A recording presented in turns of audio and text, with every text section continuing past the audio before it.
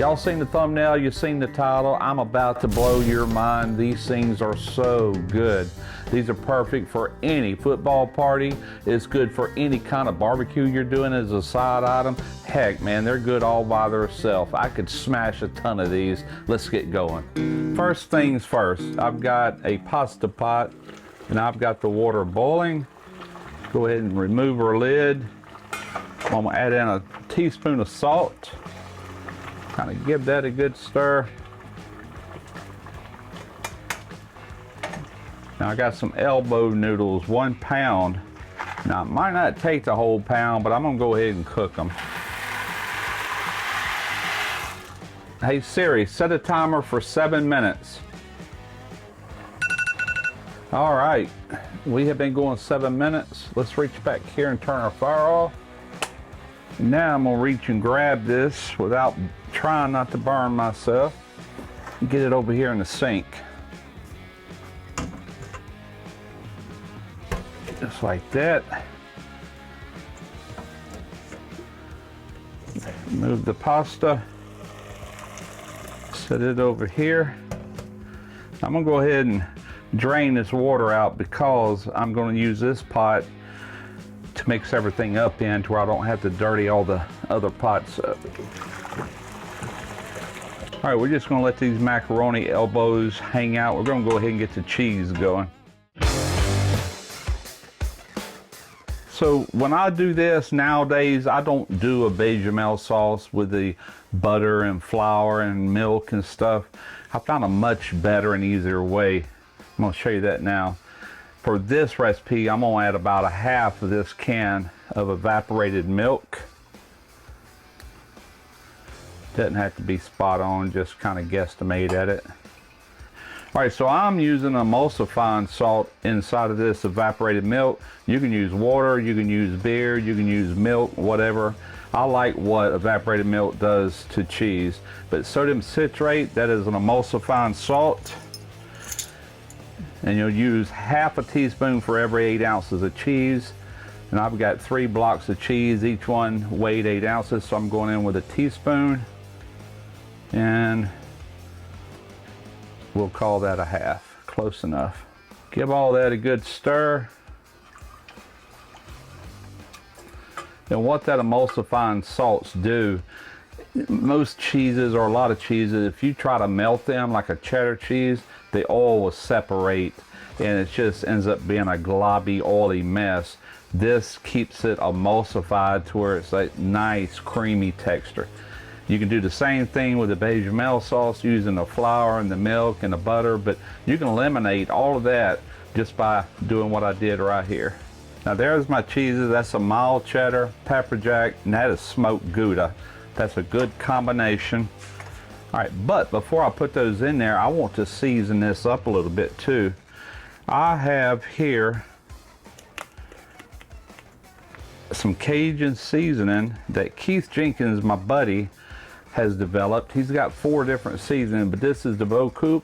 This has actually got 1/4 of this is actually a seafood bowl and the rest is a Cajun seasoning. And that is a must for what I'm doing today. So I just want to take about a tablespoon of that, mix into here, give that a good stir. I smell that seafood boil already. So just add in your cheeses. I like to do about 1/2 of it, get it all melted in, and then do the other 1/2. Just start stirring this in and melting it. Now if it looks like it's thicker than what you want, just add more of that evaporated milk in. You won't know that until you start melting it. And I do think I'm gonna add the remainder of that evaporated milk in.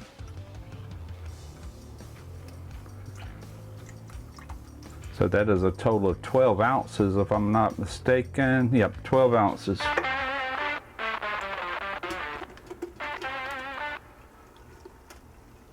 And into the mac. Beautiful. Let's give all this a good stir. Mix it in well. Crawfish season is over. It ended like the end of June for us, but you can still get these frozen crawfish tails. These come from Walmart. Just make sure it says certified Cajun Louisiana crawfish, and that means you have the real deal crawfish. Now I've got 2 pounds of these going into this crawfish. Make sure you throw all your juice, everything in there. All right, I do want to put a little bit more of the seasoning on the crawfish themselves because they've never been seasoned. But I'm putting 2 pounds in here. 1 pound would probably do it, but hey, I want to have it crawfish in every bite. All right, let's season these up some. And we're gonna stir all this in good. Now I also like to add a little parsley into there to add a little color and a little bit of flavor. Don't have to have much. That's probably a couple of tablespoons, kind of minced up.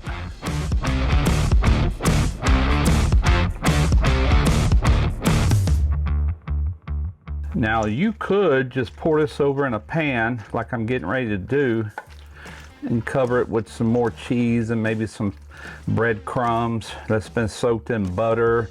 And you could just do a crawfish mac and cheese and just stop at that right there.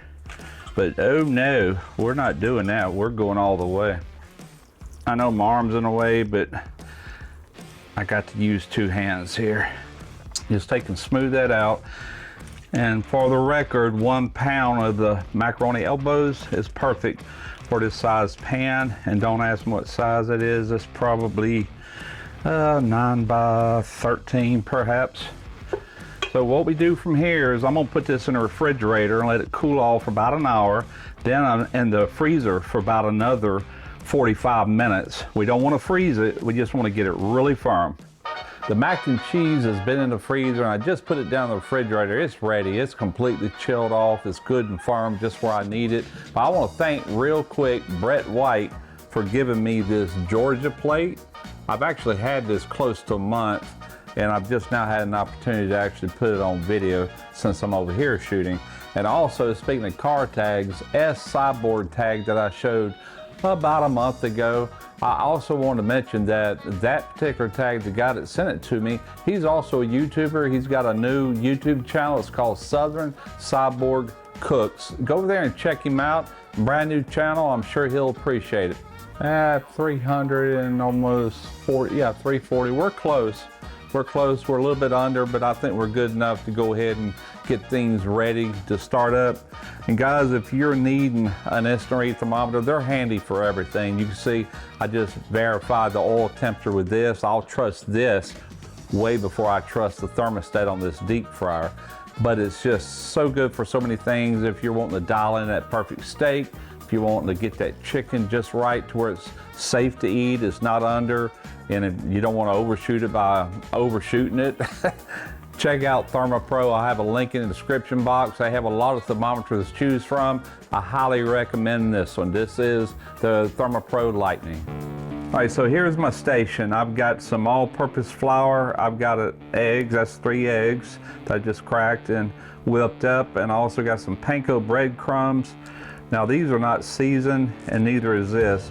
So I do want to add some seasoning into my panko breadcrumbs. That's the same Boku from Knee Deep Blends. Also want to do some on my flour. Take a fork and mix that in.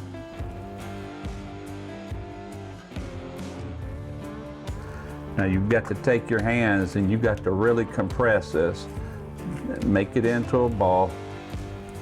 All right, we're going to take and put a little bit of flour on this. Put it in our egg wash.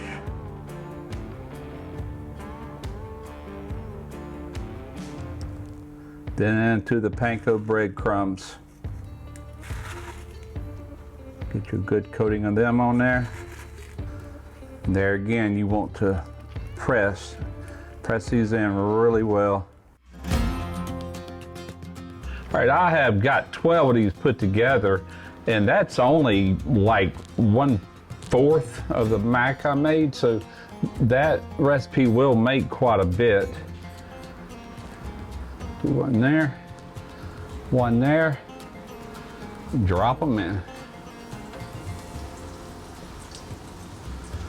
Just cook them till they're golden brown. And right here, I've just got a piece of foil with some paper towels to drain these off on. All right, let's see what we're looking like. Oh yeah, man, looking good, looking good. These don't take long.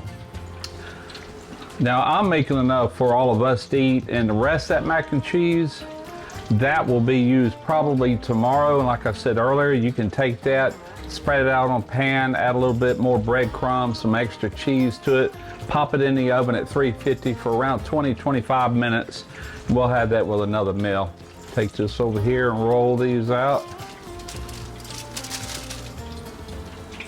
So I'm gonna get these knocked out right here, and I'll bring you back momentarily to see what they taste like.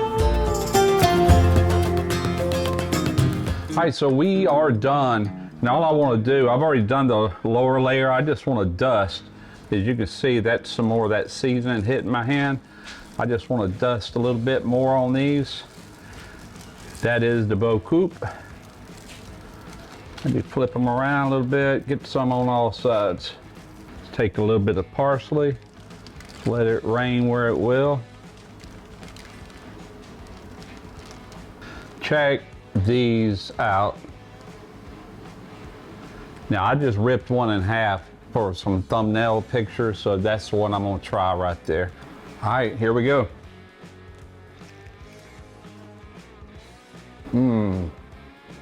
Fantastic flavors. It's got all kind of textures going on. It's got the creamy from the cheese, the soft from the pasta, the crispy from the panko, the texture of crawfish, and then it's got this crab boil seasoning in the background coming through. Really good stuff. And keep in mind, you don't have to do this with crawfish. You can do it without any kind of meat.